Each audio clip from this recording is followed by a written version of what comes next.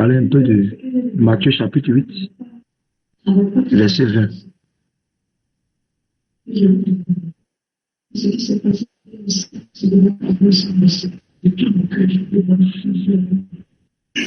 Matthieu chapitre 8, verset 20. Alléluia. Je lis la parole au nom du Seigneur. Jésus lui répondit, les renards ont des tanières et les oiseaux du ciel ont des nids, mais le Fils de l'homme n'a pas où reposer sa tête. Amen. Alléluia. S'il vous plaît, est-ce que une seconde personne peut aussi faire la lecture?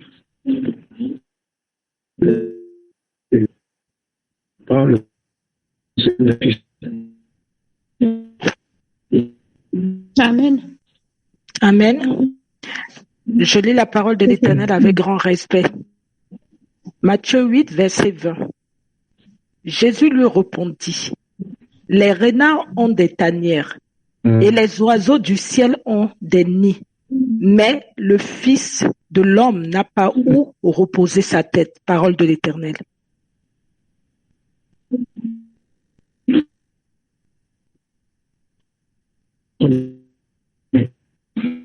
Jésus nous dit, il y en a un lieu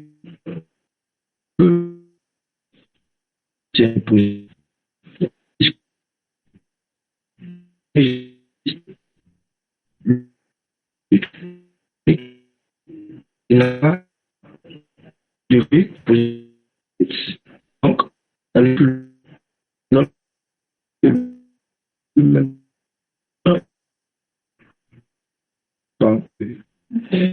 quand vous voyez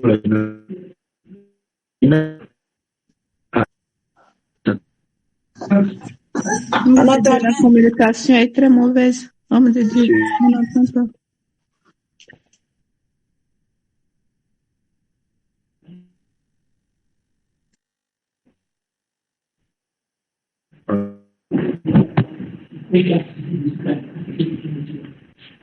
Vous m'entendez? Amen, amen. C'est mieux.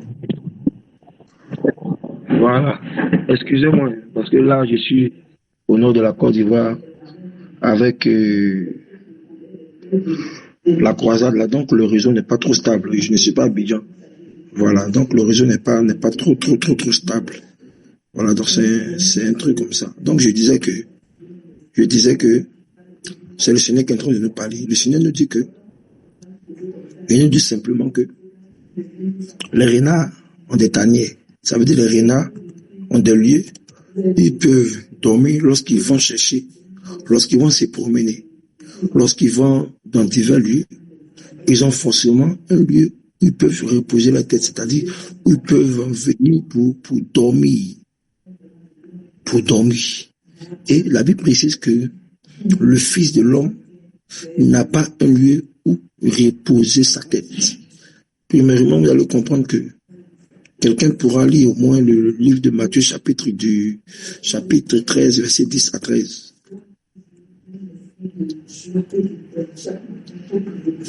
Quelqu'un peut me lire, s'il vous plaît, Matthieu chapitre 13, verset 10 à 13. Matthieu 13, verset 10 à 13. 10 à 13. Je lis la parole au nom du Seigneur. Les disciples s'approchèrent et lui dirent, pourquoi leur parles-tu en parabole? Jésus leur répondit, parce il vous a été donné de connaître les mystères du royaume des cieux, et que cela ne leur a pas été donné, car on donnera à celui qui a, et il sera dans l'abondance, mais à celui qui n'a pas, on ôtera même ce qu'il a. C'est pourquoi je leur parle en parabole, parce qu'en voyant, ils ne voient point, et qu'en entendant, ils n'entendent ni ne comprennent. Amen. Donc, dans cette écriture, nous comprenons que Jésus s'y fait d'ordre de la parabole, de ce qui est parabolique, de ce qui est énigmatique. Donc, pendant le parler de Jésus, vous allez comprendre que Jésus-Christ s'adressait premièrement quoi, au docteur de la loi. Parce qu'il y avait un docteur de la loi qui avait dit à Jésus que, Maître, je te suivrai partout où tu iras. C'est en cela que Jésus a répondu à cette personne pour dire que les renards ont des tanières et les oiseaux du ciel des nids. Mais le Fils de l'homme n'a pas d'endroit où reposer sa tête. C'est-à-dire, le renard a une demeure où il peut se reposer, où il peut se coucher, où il peut dormir. Les oiseaux aussi c'est pareil. Un oiseau, peu importe là où il ira, il sait qu'il a une maison, il sait qu'il a un nid, et son nid se trouve généralement souvent, on voit les nids là dans des fonds des arbres, en profondeur des arbres, plus haut des arbres. C'est là que les oiseaux déposent les nids. Et lorsqu'ils vont chercher à manger, ils vont chercher la nourriture. C'est en cela maintenant qu'ils viennent dans le but de pouvoir dormir dans le nid qu'ils ont. Pouvoir se reposer et le lendemain encore sortir pour aller encore chercher d'autres choses.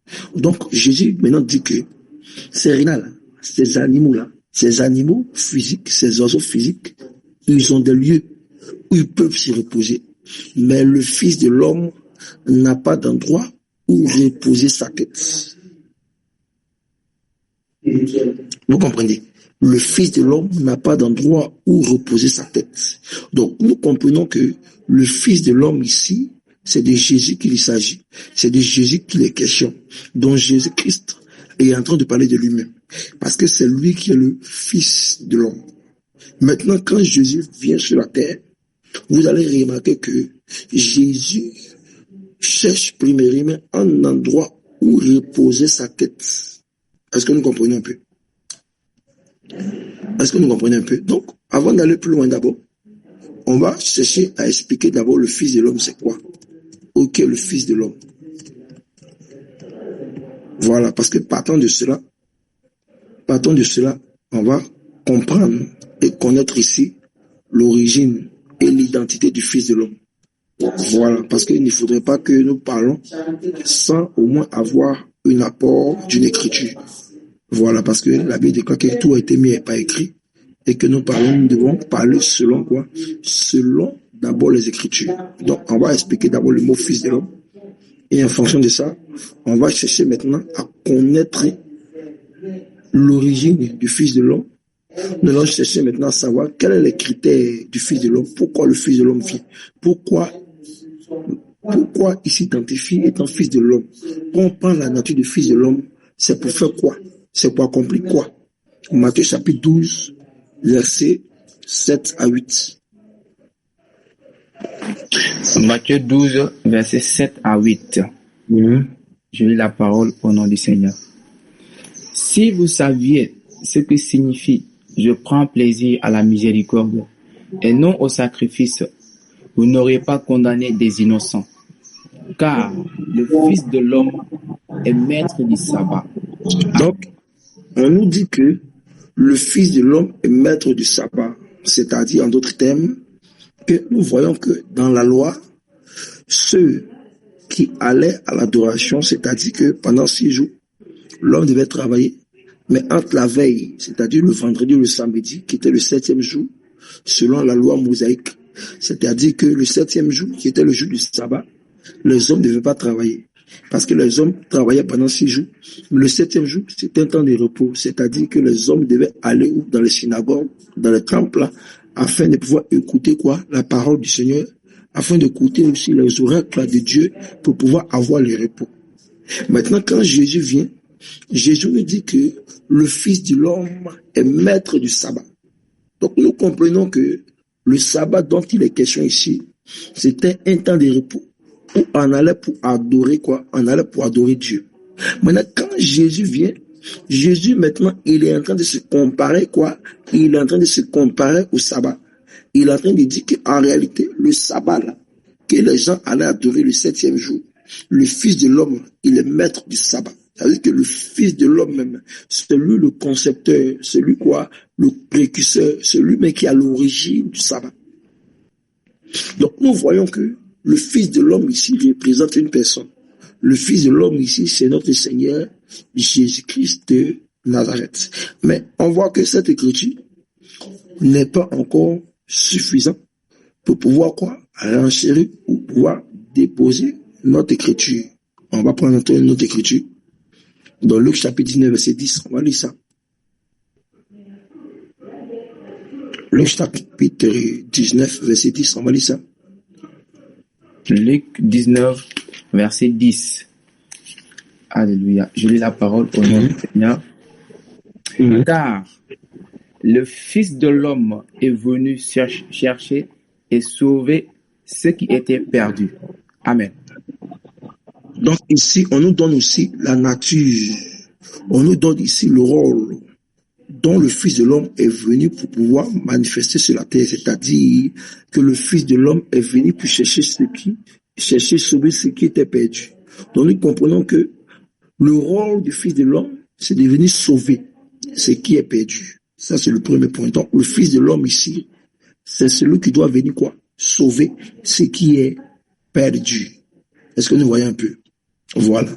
On va lire encore Luc chapitre 9, 44. On va lire ça. Et puis après, on va lire une dernière écriture pour que chacun sache au moins qui est le Fils de l'homme. Luc chapitre 9, 44. Luc chapitre 9, verset 44. Pour vous, écoutez bien ceci. Le Fils de l'homme doit être livré entre les mains des hommes. Amen. Donc, on nous dit que le Fils de l'homme doit être livré entre les mains des hommes. Or, nous savons tous que celui qui devait être livré entre les mains des hommes, c'est notre Seigneur Jésus-Christ. Mais ici, l'écriture n'est pas encore plus claire. L'écriture n'est pas claire. Parce qu'il faudrait que lui-même certifie et atteste que c'est lui qui est le Fils de l'homme. Parce que ici, c'est plusieurs personnes qui parlent. C'est généralement plusieurs personnes qui parlent. Mais il faudrait que Jésus lui-même dise dans sa bouche qu'il est le Fils de l'homme. Dernière écriture, Luc, chapitre 22, verset 48.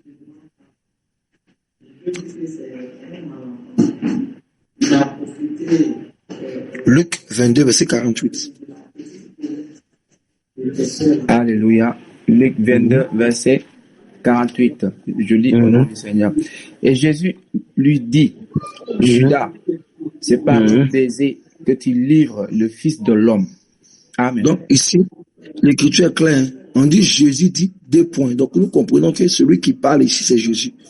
Il dit, Judas, c'est par un baiser que tu livres le Fils de l'homme. Donc nous comprenons que l'identité et l'origine du Fils de l'homme, c'est la personne de Jésus-Christ. Et nous avons dit que le Fils de l'homme, qui est Jésus-Christ, il est venu pour un but précis. C'était premièrement de quoi? De pouvoir sauver ce qui était perdu. Donc le rôle du Fils de l'homme, premièrement, c'était venu dans le but ou dans l'option de pouvoir de pouvoir sauver ce qui est égaré, ce qui est perdu. C'est ce que la Bible nous précise. Maintenant, quand nous retournons dans notre récit, on nous dit maintenant que dans Matthieu chapitre 8, verset 20, on nous dit clairement que les renards ont des tanières et les oiseaux du ciel ont des nids. Mais le Fils de l'homme n'a pas où reposer sa tête. Est-ce que nous voyons un peu? Or, nous avons dit que le Fils de l'homme, c'est celui qui doit venir sauver ce qui est perdu. Donc, nous comprenons qu'en d'autres termes, le Fils de l'homme ici, qui doit venir sauver ce qui est perdu, c'est Christ. C'est le Seigneur Jésus. Maintenant, on nous dit que ce Fils de l'homme-là, quand il vient sur la terre, le Fils de l'homme nous dit que lui, il n'a pas un lieu où reposer sa tête. Il n'a pas un lieu où il va dormir. Est-ce que nous comprenons un peu? Il n'a pas un lieu où il doit dormir. Donc, le Fils de l'homme, étant donné qu'il est venu sur la terre, il doit quoi? Il doit chercher à reposer sa tête. Il doit chercher à reposer sa tête. Mais pendant son parcours, ou pendant les 3 ans de ministère du Fils de l'homme, le Fils de l'homme cherchait quoi? Un lieu pour reposer sa tête, c'est-à-dire quoi? Il cherchait soit une maison, ou il cherchait soit un temple, il cherchait une demeure dans laquelle il va pouvoir reposer sa tête. Est-ce que nous comprenons un peu? Est-ce que nous voyons un peu? Donc, on va lire maintenant Luc 24, 44 à 45. Luc 24, 44 à 45. Luc 24, 44 à 45.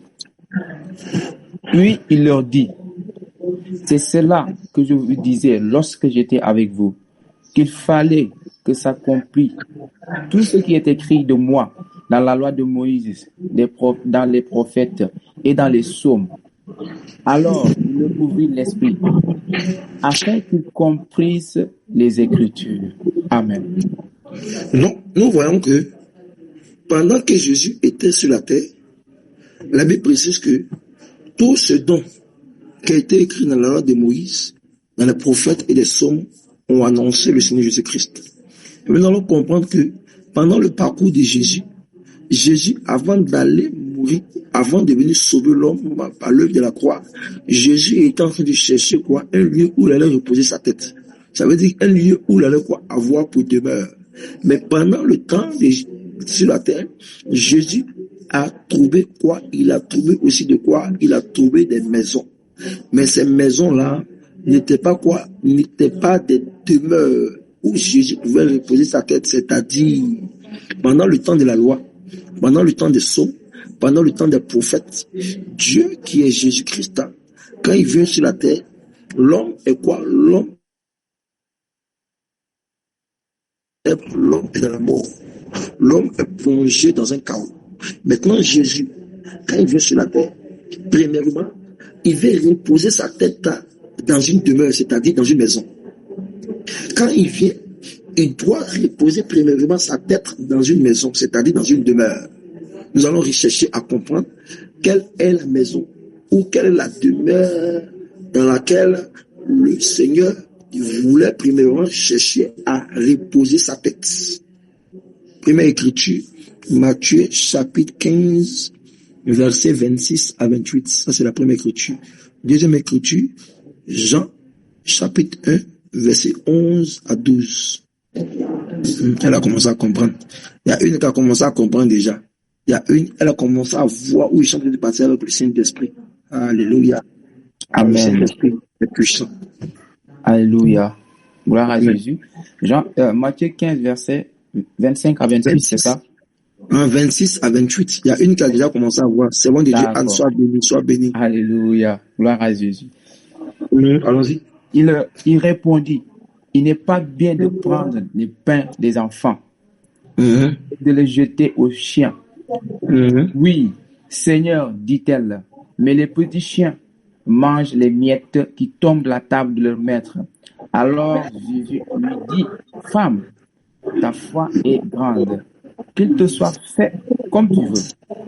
Et à l'heure même, sa fille fut guérie. Amen. Amen. Donc, nous voyons premièrement que dans cette portion d'écriture, Jésus dit que on ne prend pas quoi? Le pain des enfants pour le donner aux petits chiens. Parce qu'il a été envoyé pour les brebis égarées perdues de la maison d'Israël. C'est-à-dire, en d'autres termes, que quand Jésus vient, la première des choses qu'il doit faire, il doit venir habiter dans quoi? Dans la maison. Or, la maison qu'il devait habiter, premièrement, c'est le peuple d'Israël. Parce que c'est pour le peuple d'Israël que le Seigneur Jésus-Christ est venu. C'est pour le peuple d'Israël que le Seigneur est venu. Parce qu'il devait habiter dans la maison. C'est-à-dire que dans le temple,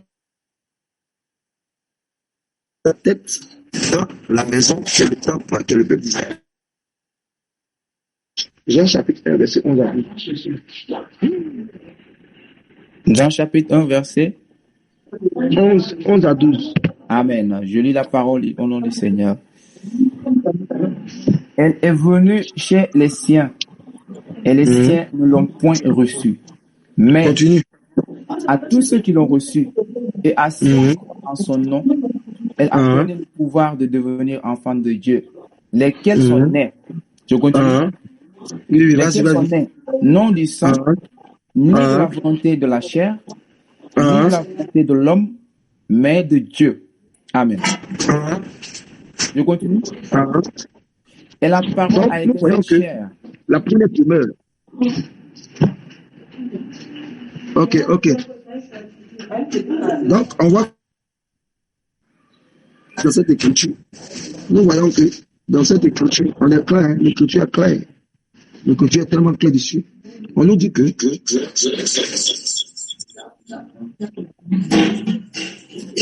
Après, tu peux fermer ton micro.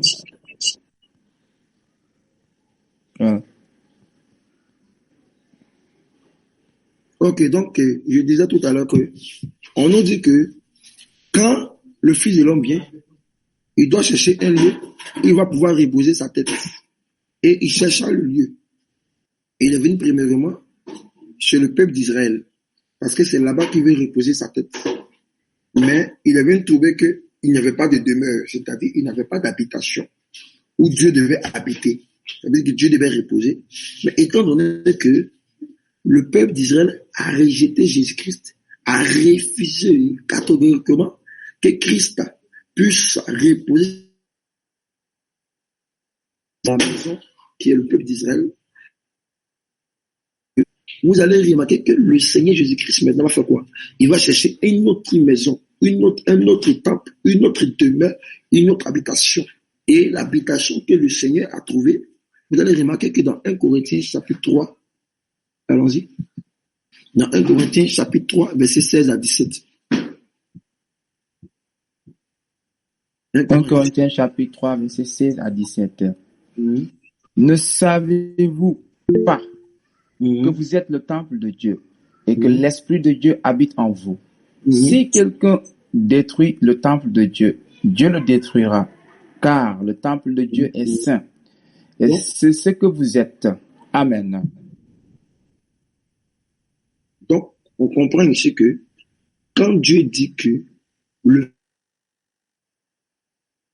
n'a pas où reposer sa tête, ça veut dire simplement que premièrement, quand il est venu, il cherchait un lieu. Et le lieu, la demeure devait reposer sa tête, c'était le peuple d'Israël. Mais le peuple d'Israël l'a rejeté, l'a refusé. Il a régné Jésus. Donc Jésus maintenant devait chercher quoi? Une autre maison, une autre habitation, un autre temple où il avait résidé, où il allait habiter, où il allait demeurer. Donc nous avons dit que premièrement, quand il est venu premièrement pour une maison. Il est venu quoi? Pour une maison. Il est venu premièrement pour une maison. Il est venu pour une maison. Donc, Jésus devait habiter dans une maison. Il devait habiter dans une maison. Mais quand il vient, il doit quoi? Il doit demeurer dans la maison. Il doit habiter dans la maison. Donc, il vient premièrement dans une maison que le peuple d'Israël refuse. Et il dit non, que nous, on n'a pas besoin de toi. Ça nous suffit largement. Ça nous suffit largement parce que cette maison-là, en réalité, cette maison qu'ils avaient déjà, c'est ça qui est la loi. Donc, ils avaient déjà la loi. Donc, ils ne pouvaient pas laisser Jésus aussi aller venir aussi habiter dans cette maison, parce que dans cette maison, deux personnes ne peuvent pas habiter dans cette maison. Donc, ils ne peuvent pas avoir en même temps la loi dans la maison et en même temps avoir la grâce. Donc, eux, ils ont décidé de quoi? De marcher selon la loi. Mais vous allez remarquer quelque chose. Quand Jésus vient, il doit chercher une demeure où il doit reposer. Éphésiens chapitre 2, 19.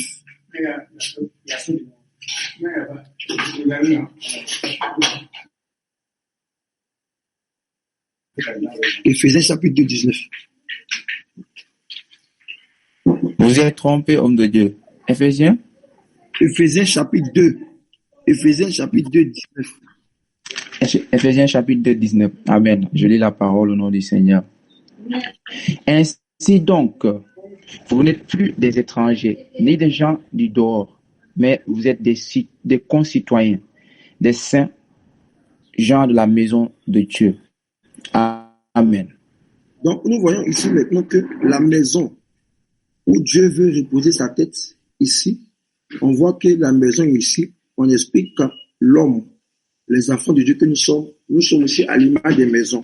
C'est-à-dire que un chrétien, dans les Écritures, un chrétien est pris comme une maison, est pris comme un mur, est pris comme une ville. Donc nous comprenons que la maison ici, c'est vous et moi, c'est l'Église. Donc on voit que premièrement, quand Dieu vient, Dieu n'avait pas un lieu où reposer sa tête. Dieu n'avait pas de demeure où reposer sa tête. Donc Dieu vacillait, c'est-à-dire quoi? Dieu vacillait de Jésus. Il n'avait pas un lieu pour reposer sa tête. Maintenant, on va remarquer ensemble c'est à quel moment ou à quelle circonstance que Dieu a eu sa demeure. C'est à quel instant où Dieu a eu un lieu pour pouvoir reposer sa tête. Allons-y dans Actes chapitre 2. Actes chapitre 2. Nous sommes dans une exhortation simple. C'est une exhortation simple. Voilà, donc ça, tout le monde peut comprendre. Actes chapitre 2, verset 1. Alléluia. Je lis la parole. Actes chapitre 2, verset 1er. 1 à 4. D'accord, je lis la parole au nom du Seigneur. Le jour de la Pentecôte, ils étaient tous ensemble dans le même lieu. Tout à coup, il vient du ciel un bruit, comme celui d'un vent impétueux, et remplit toute la maison où ils étaient assis. Des langues semblables à des langues de feu leur apparurent séparées les unes des autres, et se posèrent sur chacun d'eux. Et ils furent tous remplis du Saint-Esprit, et se mirent à parler en d'autres langues, selon que l'Esprit leur donnait de s'exprimer. Amen. Donc, nous voyons maintenant que la maison ici parle de toi et moi. C'est nous qui sommes la maison. Donc, quand on dit que le Fils de l'homme n'a pas de lui reposer sa tête, c'est-à-dire qu'aujourd'hui, après quoi? Après la mort de Jésus, lorsque Jésus est monté, pendant la montée de Jésus, Jésus a dit que il ne sera pas seul. Il enverra le consolateur. Il enverra le Saint-Esprit. Et la Bible précise que le Saint-Esprit sera avec nous jusqu'à la fin des temps. Le Saint-Esprit sera avec nous jusqu'à la fin du monde.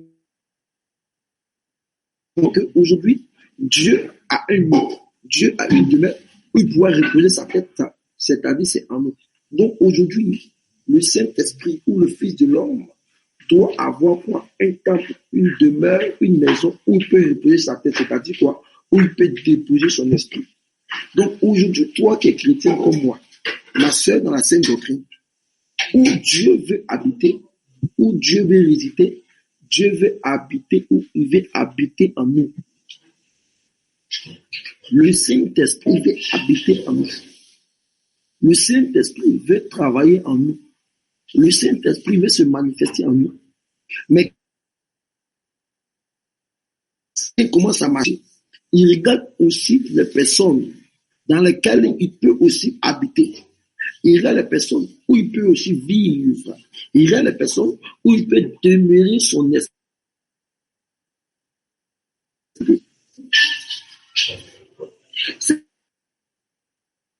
Ceux qui sont dans le monde, le Saint-Esprit cherche aussi quoi? Il cherche un lieu où va reposer sa tête, c'est-à-dire que les païens, Dieu aussi veut habiter en eux. Mais à cause de l'incrédulité, à cause du manque de connaissances, à cause du péché, le Saint-Esprit refuse catégoriquement de pouvoir habiter quoi? En eux ou dans les maisons. Est-ce que nous voyons un peu? Galates chapitre 5, verset 16 à 17. Galates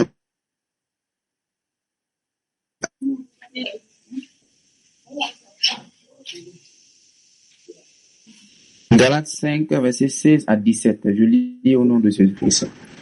Je dis donc, marchez selon l'esprit, et vous n'accomplirez pas le désir de la chair, car la chair a des désirs contraires à ceux de l'esprit, et l'esprit en a de contraires à ceux de la chair. Ils sont opposés entre eux, afin que vous ne fassiez point ce que vous voudriez. Amen.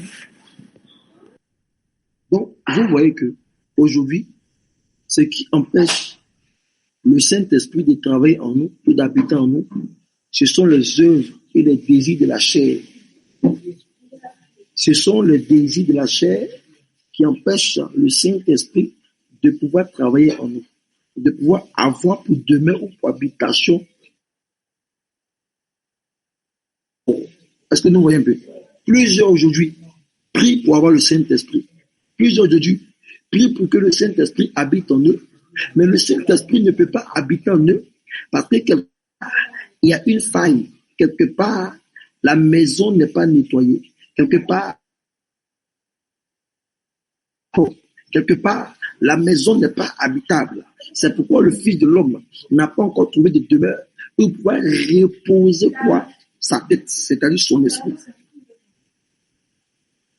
Donc, avant, premièrement, de pouvoir prier, ma soeur, mon frère, pour que le Saint-Esprit vienne s'inonder en toi, il faudrait premièrement tu saches faire la différence entre la chair et puis l'esprit. Parce que Dieu ne peut pas habiter dans un lieu où il y a quoi? Il y a uniquement que les œuvres de la chair. Dieu ne peut pas venir habiter dans un lieu où il y a uniquement quoi? Les choses de la vanité. Dieu ne peut pas habiter dans une maison où cette maison n'a seulement que les regards ainsi que les pensées sur les choses du monde. Comment Dieu pourra habiter dans cette maison? Oh, Dieu cherche une demeure où il veut habiter. Une véritable demeure où il veut habiter. Mais à cause des choses de ce monde, cela empêche Dieu de pouvoir pleinement habiter en toi. Et tu te plains que d'autres reçoivent le Saint-Esprit. Tu te plains qu'une bien-aimée vient à l'église aujourd'hui, automatiquement, elle a été baptisée du Saint-Esprit. Tu te plains, une personne qui vient arriver nouvellement à l'église, elle a commencé à manifester le don. Tu te plains qu'une personne qui vient nouvellement à l'église, le Saint-Esprit l'a approuvé. Le Saint-Esprit a fait d'elle prophétesse. Le Saint-Esprit a fait d'elle intercesseuse. Le Saint-Esprit a manifesté le don en elle. Et elle a commencé quoi? À pouvoir manifester le don spirituel en elle pour la gloire de Jésus. Et tu te plains. Jésus aussi, il veut aussi manifester ce don en toi. Il veut habiter pleinement en toi. C'est pourquoi on dit que le Fils de l'homme n'a pas de lieu où reposer sa tête. Donc, pour que Dieu puisse habiter en toi, pour que Dieu puisse habiter dans ta maison, il faudrait que premièrement tu fasses des concessions. Tu fasses des processions et tu sois une femme ou un homme de principe. Tant que tu ne prendras pas la résolution de te séparer du péché, Jésus ne pourra jamais habiter en toi. Tant que tu passeras ton temps à te plaindre, à murmurer, à calomnier, à te rebeller contre la parole du Seigneur, il ne pourra jamais habiter en toi. Donc, Jésus, là, son esprit n'est pas limité. En tous et avec tous. Son esprit veut habiter en tous, avec tous. Donc, tu as aussi une habitation. Tu as aussi une demeure. Tu as aussi un temple. Mais pour que Dieu puisse habiter dans ce temple, et dans cette demeure, il faudra premièrement que tu abandonnes. Tu veux manifester les dons spirituels. Tu veux que Dieu t'utilise puissamment. Mais tu ne veux pas laisser les calomnies. Il y a problème. Tu veux que Dieu aille une autre dimension avec toi. Mais c'est que le Saint-Esprit te demande. Tu ne veux pas laisser. Tu ne veux pas laisser. Et tu remarques que dans l'église, d'autres sont en train de clore. D'autres sont en train d'expérimenter puissamment le Saint-Esprit. Et ça crée en toi de la jalousie, de l'amertume, de la haine, de la frustration. Et tu refuses, premièrement, de pouvoir laisser la place au Saint-Esprit, de pouvoir habiter pleinement en toi. C'est ce qui est dramatique là qu'elle a. Ensuite, si toi-même, tu ne prends pas cette de pouvoir laisser le Saint-Esprit s'investir pleinement en toi, pouvoir travailler. Si tu ne prends pas la résolution de laisser le péché, il ne pourra pas travailler en toi. Parce que la Bible précise que dans Actes chapitre 5, verset 32, qu'il donne son esprit à ceux qui lui obéissent. Or, obéir au Saint-Esprit, c'est manifester et pratiquer la parole de Dieu de manière constante dans nos vies. Tu ne veux jamais pratiquer la parole de Dieu, mais c'est toi, tu vas aller d'un autre niveau avec le Seigneur. Tu ne veux jamais pratiquer la parole de Dieu, mais tu veux monter une autre dimension avec le Saint-Esprit. Vous allez remarquer que dans une histoire dans les Écritures, il y avait Abraham et puis il y avait Lot. Vous allez voir qu'Abraham était riche, Lot aussi était riche. Abraham avait des servantes. Abraham avait des troupeaux, Lot aussi avait des troupeaux. avait aussi de la richesse. Lot était riche. Mais vous allez remarquer quelque chose de très important. Quand Dieu s'est révélé à Abraham, Dieu dit à Abraham de sortir de la maison de son père. Mais étant donné que quand Abraham devait sortir de la maison de son père, Abraham était aussi attaché à son neveu Lot. Dieu lui a parlé. Dieu dit à Abraham, toi là, sors de la maison, toi seul. Mais tellement Abraham attaché à Lot, il prend Lot, il dit, bon, allons ensemble, je t'aime, c'est mon neveu, viens partir.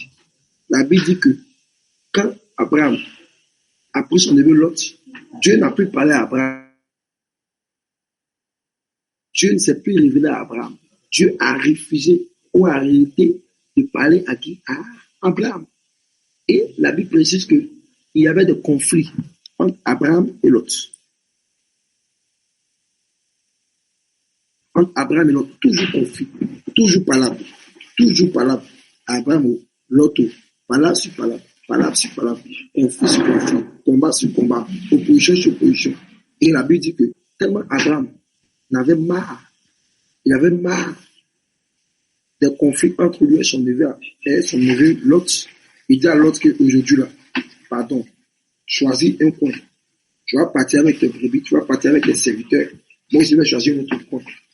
La Bible dit que quand Abraham a pris cette résolution et qu'il s'est séparé de Lot, pendant un temps, Dieu ne parlait plus. Dieu ne parlait plus à Abraham. Dieu ne s'est révélé plus à Abraham. Mais quand Abraham, il a laissé automatiquement Lot, la Bible dit que Dieu a parlé aussi à Abraham. Oh, remarquez, Abraham qui a beaucoup de biens, Lot qui a beaucoup de biens, Abraham représente ici quoi? Ou l'esprit. Lot ici représente les œuvres de la chair, ou la chair. Donc vous remarquez que Abraham qui est l'esprit, Lot qui est la chair, c'est-à-dire que l'esprit et la chair ne peuvent pas habiter ensemble. Il y aura toujours palabre, il y aura toujours affrontement, il y aura toujours opposition. Mais quand Abraham a dit à la chair et Lot va, la Bible précise que Dieu s'est révélé à Abraham. Tu veux que Dieu habite en toi, tu veux que Dieu travaille avec toi, mais tu ne veux pas laisser la colère. Tu veux que Dieu travaille avec toi, mais tu ne veux pas laisser la colère. Tu veux que Dieu travaille en toi, mais tu ne veux pas laisser l'orgueil. Toi, tu dis qu'on ne te donne pas ordre. Toi, on ne te donne pas d'ordre. On ne dit pas, vous faites ça, vous faites ça. Toi, tu es trop arrivé, tu es trop grand. Donc, toi, quand tu te donnes ordre nettement, c'est comme si la personne veut te dominer. Tu refuses de te rabaisser. Tu refuses de t'humilier. Mais tu veux que Saint-Esprit travaille avec toi. Le Saint-Esprit va travailler avec toi. Donc, Saint-Esprit va travailler avec toi. Parce que toi, tu ne veux pas qu'on te donne des ordres. Tu ne veux pas qu'on te donne des ordres. Tu ne veux pas qu'on te dise, il faut faire ça, il faut faire ceci, il faut faire cela, il faut faire ceci. Mais toi, tu veux grandir le Saint-Esprit. Toi, tu veux aller donner tridimensionnel le Saint-Esprit. Non, le Saint-Esprit ne travaille pas comme ça. Parce que pour que le Saint-Esprit travaille en toi, il doit briser ton orgueil. Il doit briser ton orgueil. On doit te donner des ordres. On doit te commander. On doit te dire, Tabitha, passe ici. On doit te dire, Anne, passe ici. Fais ceci, fais cela. C'est cela maintenant que Dieu va commencer à s'imprégner en toi. Donc, tant qu'il y a l'orgueil en toi, tant qu'il y a l'insoumission en toi, tant qu'il y a la débauche en toi, tant qu'il y a la calomnie, la colère, les murmures, Dieu ne peut pas s'investir pleinement en toi. Il ne peut pas habiter en toi. C'est pourquoi vous allez remarquer que pendant le temps de la loi, la Bible déclare que le Fils de l'homme cherchait un lieu où reposer sa tête. C'est-à-dire que pendant le temps de la loi, Dieu cherchait un lieu où il allait habiter. Mais il n'a pas trouvé la demeure. Est-ce que vous voyez un peu? Il n'a pas trouvé la demeure. Vous allez remarquer que dans Genèse chapitre 1, verset 2, on dit la terre était informe et vide, et il y avait la surface de la ville de la ténèbre. Et l'Esprit de Dieu se mouvait au-dessus des eaux, et Dieu dit que la lumière soit, et la lumière fut. On dit quoi? L'Esprit de Dieu se mouvait au-dessus des eaux. C'est-à-dire quoi? L'Esprit de Dieu, il est en train de se mouver au-dessus des eaux. L'Esprit de Dieu cherchait premièrement une terre. Il cherchait quoi? Une terre. Et c'est dans cette terre-là qu'il devait habiter. Mais il cherchait la bonne terre. Il a vu qu'il n'y avait pas de bonne terre. Parce que quoi? Les ténèbres avaient obscurci quoi? Cette terre. Cette terre était quoi? Était dans les ténèbres. Or, toi, tu ne veux pas sortir des ténèbres. Tu ne veux pas laisser ça. Si tu ne veux pas laisser la couleur, tu ne veux pas laisser les yeux de la chair. mais tu veux que Saint-Esprit travaille avec toi. Non, non, non. Saint-Esprit ne fonctionne pas comme ça. Saint-Esprit ne peut pas fonctionner comme ça. Il dit, il cherche un lieu où il va reposer sa tête. Ça veut dire qu'il va déposer son esprit. Mais pour qu'il puisse déposer son esprit, il faudrait que cette personne accepte de se briser, accepte de s'humilier, accepte qu'on lui donne des ordres, accepte qu'on lui dit de faire telle chose, accepte qu'on le commande un peu. Mais toi, tu ne veux pas qu'on te commande. Quand quelqu'un te parle, tu dis, oh, je vais me commander. Moi, chez moi, à la maison, on ne me commande pas. Moi, chez moi, on ne me donne pas des ordres. Moi, chez moi, on ne me dit pas, vous faites ça, vous faites ça. Et ça, toi, tu veux recevoir le Saint-Esprit. Tu veux que le Saint-Esprit fasse des choses dans ta vie. Tu veux que le Saint-Esprit travaille pleinement et puissamment en toi. Il ne peut pas. Parce qu'il y a blocage. Il y a la chair qui est là. La chair, c'est une porte. C'est bloqué. Donc, si tu veux que le Fils de l'homme puisse reposer sa tête en toi, tu dois laisser le Fils de l'homme commencer à te briser, commencer à te façonner, commencer à te briser. Remarquez quelque chose. Je vais prendre quelque chose de simple, la nature. Nous sommes dans un téléphone. Hein. On voit le téléphone qui est là. Il y a un téléphone. Moi, j'ai un téléphone. Il y a un Samsung avec 5 caméras.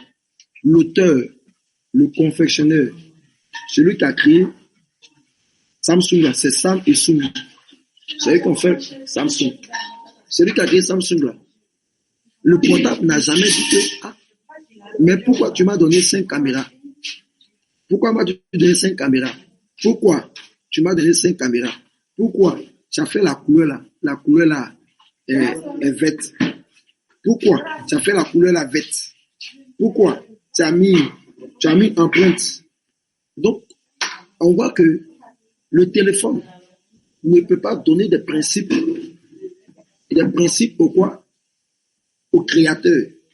Mais toi, tu es comme aussi quoi? Le potier. Tu es comme l'agile. Et Jésus le potier. Jésus va te donner une forme afin de souffler son esprit en toi. Tu dis non, non, non, non, non, non, non. Ah, toi aussi, Jésus. Ah, moi, il n'y a qu'à laisser quoi? Il n'y a qu'à me laisser briser. À l'église, là, quand tu te laisses briser, là, les gens veulent marcher sur toi. Les gens veulent dominer sur toi. Les gens veulent te piétiner. Non, non, non, hein. Moi, je ne suis pas dedans, hein. Moi, on ne peut pas me piétiner.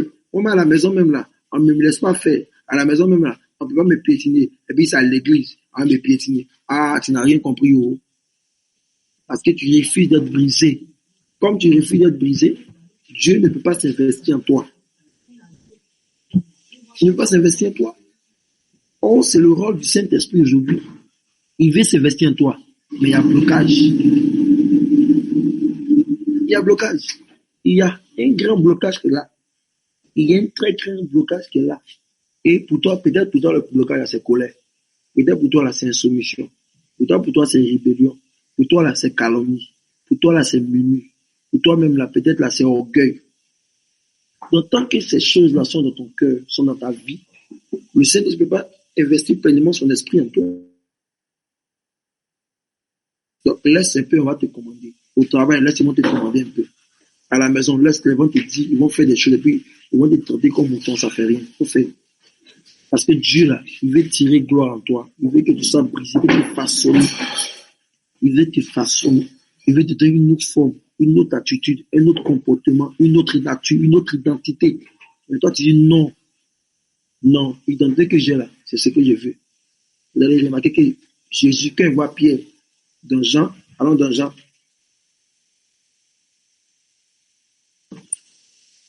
Jean, chapitre 1. Jean, chapitre 1.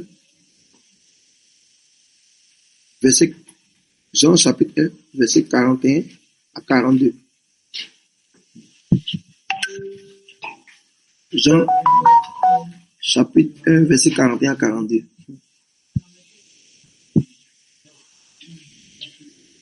Jean chapitre 1er, verset 40. 41 à 42.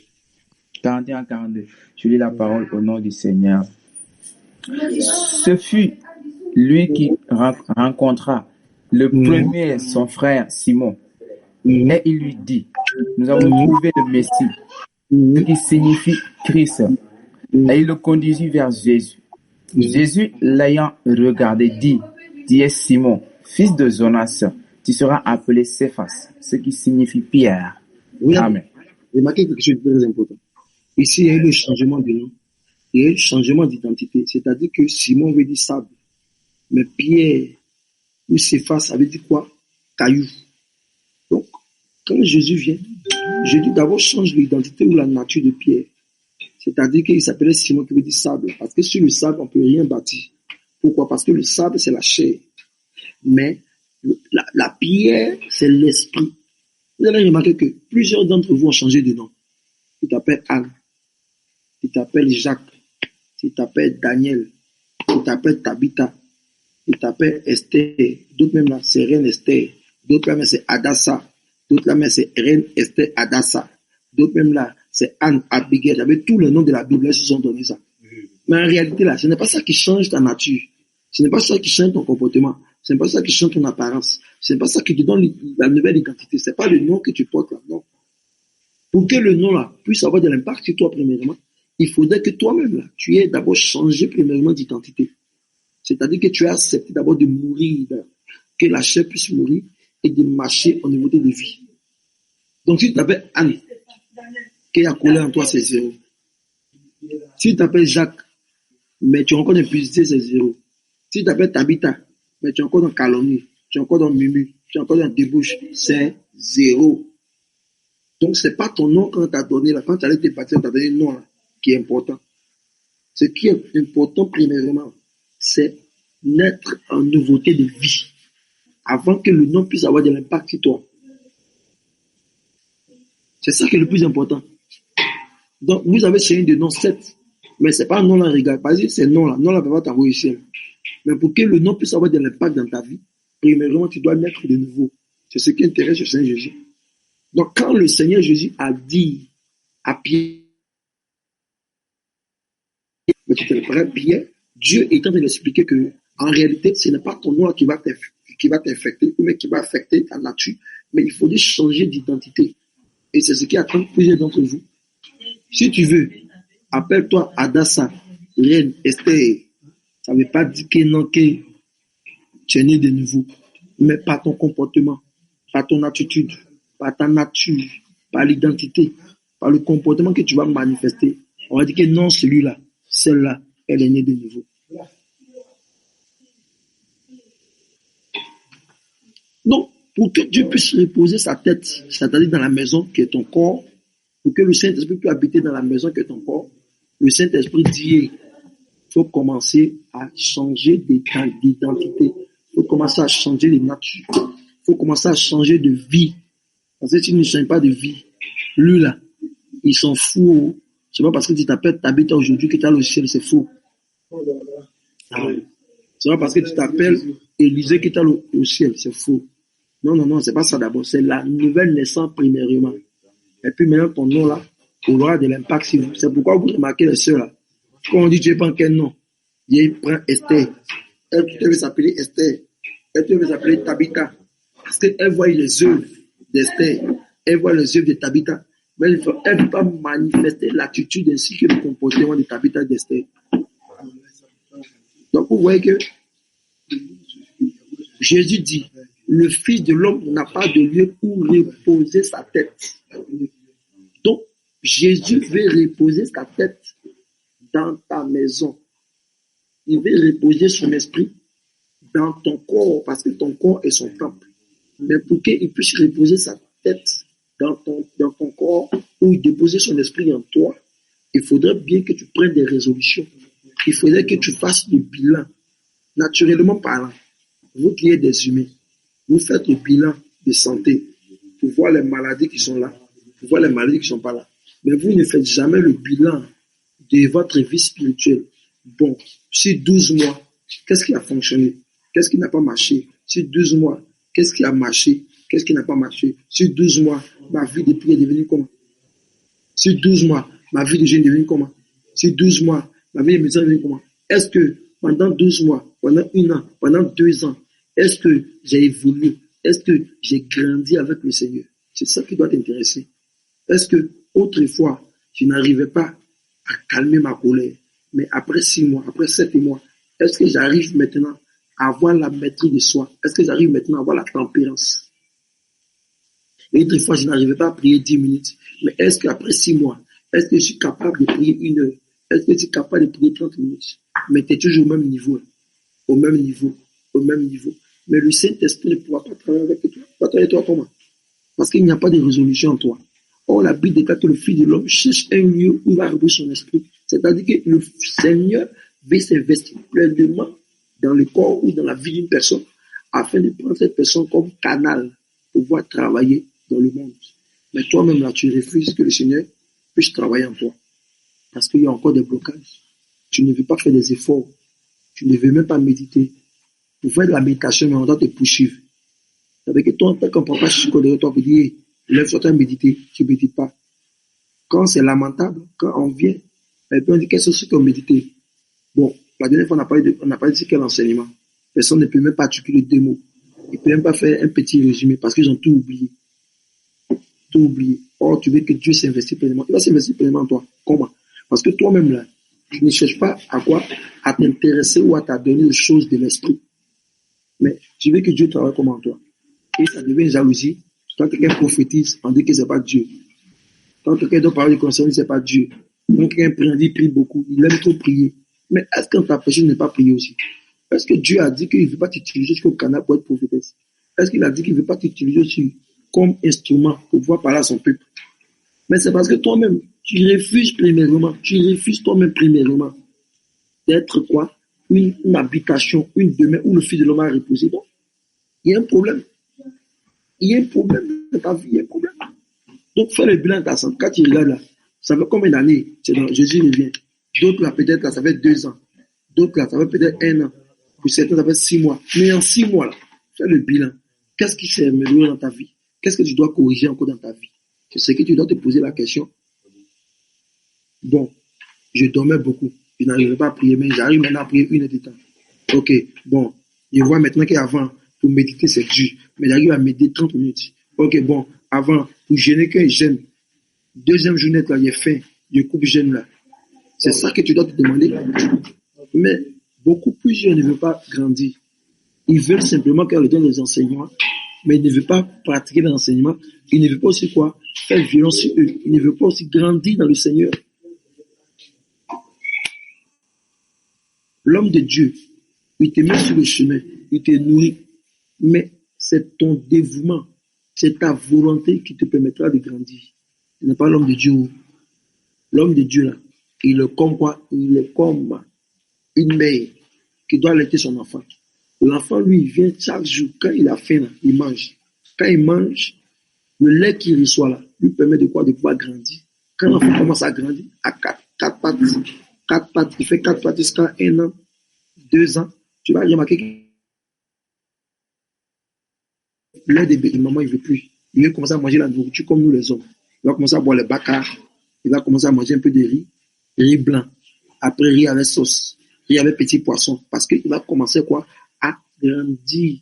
Mais toi, tu ne veux pas grandir. Mais comme tu ne veux pas grandir, le Saint-Esprit il ne peut pas pleinement habiter en toi. Parce que le Saint-Esprit veut grandir avec les gens. Il veut évoluer. Il va lui donner notre dimension. Mais toi, tu parles de notre dimension. Bon, si toi, tu te limites à prier 1 heure, si tu as prié 1 heure pour toi, c'est bon. Hein. C'est fini. Or, je ne veux que tu ailles faire 2 heures, 3 heures, 4 heures, peut-être 6 heures. Donc, pour que le Fils de l'homme puisse avoir une demeure au pied de sa tête, ça va dépendre de toi. Il faut commencer à travailler sur toi. Donc, mes sœurs,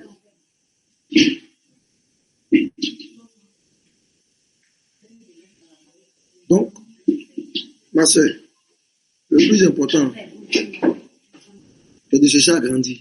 C'est déjà agrandi. Déjà agrandi. Fais ton bilan. Peut-être à toi là, c'est 2 ans, c'est dans Jésus revient.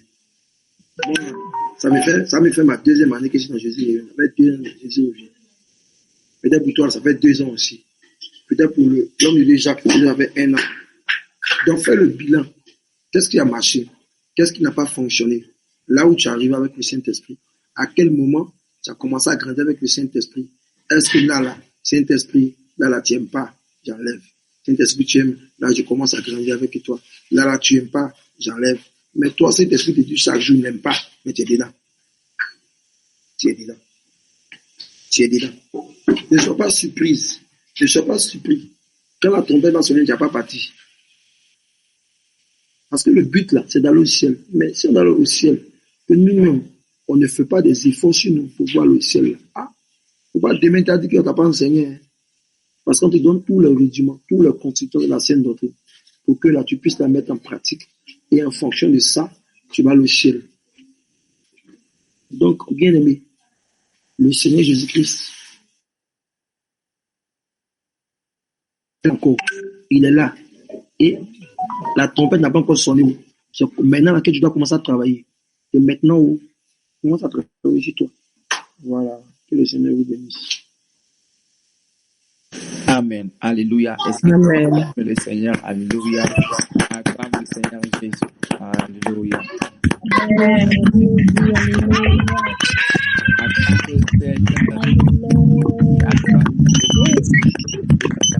Acclame le Seigneur, bien-aimé. Alléluia. Acclame le Seigneur.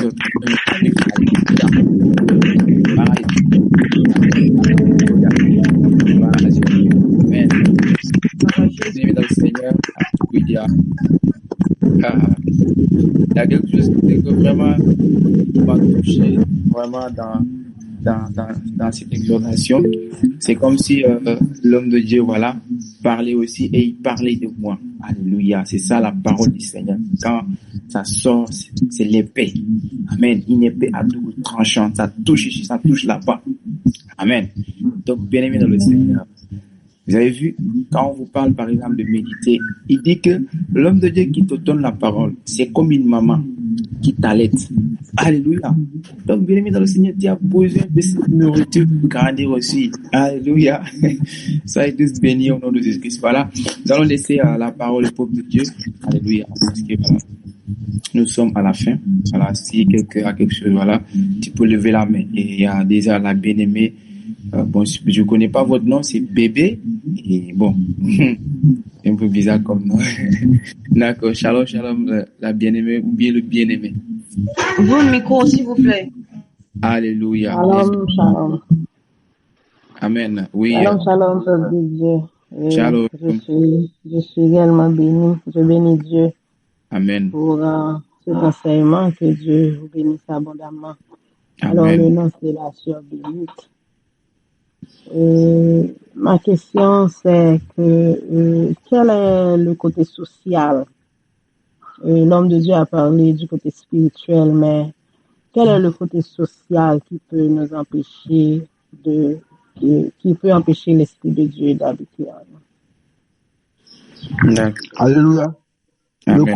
Le côté social qui peut empêcher l'Esprit de Dieu d'habiter en vous, c'est le péché. C'est le zèle de la chair. C'est pourquoi j'ai dit simplement que dans Galates chapitre 5, 17 à 19, on dit la chair et l'esprit sont opposés. Donc si quelqu'un veut que le Saint-Esprit s'investisse pleinement en lui, il doit quoi? Il doit commencer à combattre les yeux de la chair. Parce que tant que tu es en toi, la chair est un obstacle de permettre au Saint-Esprit de s'investir pleinement en toi. Donc si quelqu'un, il est constamment dans le péché, il ne pourra pas voir la manifestation de la puissance de Dieu.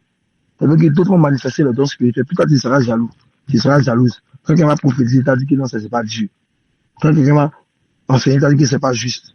Quand quelqu'un va commencer à avoir don de guérison, don de miracle, tu as dit tout c'est lui, tout c'est elle. Donc, ici, là, premièrement, là, j'ai expliqué ça premièrement. Peut-être vous m'avez pris en cours. J'ai dit que pour que Dieu puisse reposer, pour que le Fils de l'homme puisse reposer dans la demeure, il faudrait que cette personne d'abord se sépare du péché. Parce que là où le péché, le Saint-Esprit ne travaille pas. Il ne peut pas travailler. Et voilà, donc c'est un peu ça. Alléluia. Gloire à Jésus. Sois béni, homme de Dieu. Merci beaucoup. Alléluia. La bien-aimée, sois bénie également au nom de Jésus. Voilà. Nous allons laisser la parole à la bien-aimée Ruth. Alléluia. Shalom. Shalom, shalom, peuple de Dieu, Alléluia. que Dieu vous bénisse abondamment. Amen. Soyez bénis également. On commence pour dire merci à Dieu pour la vie de son serviteur, pour l'enseignement. Ça m'a donné encore la force de rentrer profondément encore dans sa parole. Parce que j'avais commencé, et par son amour, il me donne la force de le faire. Mais avec l'enseignement encore, ça me donne la force de rentrer encore jusqu'à toucher ce que le dernier cul de sa parole, rentrer profondément jusqu'à arriver jusqu'au dernier cri même que lui-même le veut. Vraiment, pour lui dire merci pour la vie de son serviteur, pour l'enseignement que je cherchais et après trouvé. Que Dieu vous bénisse abondamment. Amen. Alléluia. Alléluia. Acclame Jésus. Alléluia. Acclame le Seigneur. Oui. Alléluia. Acclame le Seigneur. Gloire à Jésus. Amen. Alléluia. Voilà, bien-aimés dans le Seigneur, voilà, nous sommes à la fin. S'il n'y a pas d'autres mains levées, alléluia, nous allons élever la voix afin de clôturer ces instants par la prière dans le nom de Jésus-Christ. Amen. Et puisque il est dit, la fin d'une chose vaut mieux que son commencement. Amen. Je vais laisser à l'homme de Dieu, l'apôtre Élisée, alléluia, de clôturer ces instants et de bénir le peuple de Dieu. Amen. Homme de Dieu, vous avez la parole. Éternel de gloire et de puissance, merci encore de gloire pour ta grâce, merci encore de gloire pour cet enseignement. Que tu as donné à chacun de nous, c'est le Père Tout-Puissant, afin que nous puissions encore davantage, Éternel Tout-Puissant, travailler sur nous, travailler de nos vies, Éternel Tout-Puissant, afin que nous ne puissions pas rater ton avènement, Seigneur de notre Père. Et je te prie encore de gloire de sceller encore cet enseignement dans notre cœur, Éternel Tout-Puissant, afin que nous ne soyons pas, Éternel Tout-Puissant, des personnes qui sont simplement bornées à écouter, qui soient capables de mettre tout ça en pratique ta parole, afin que ton nom soit glorifié dans nos vies. Merci encore de gloire pour la grâce. Merci encore de gloire pour ton amour. Gloire et honneur te soient donnés dans le nom de Jésus-Christ, que j'ai prié. Amen. Amen. Amen. Alléluia. Amen. Amen. Merci Seigneur. Shalom. Béni. Shalom. Amen. Ce soir à 21h, alléluia. Shalom. À 21h, soyez à l'heure. Amen. Alléluia. Envoyez aussi le lien.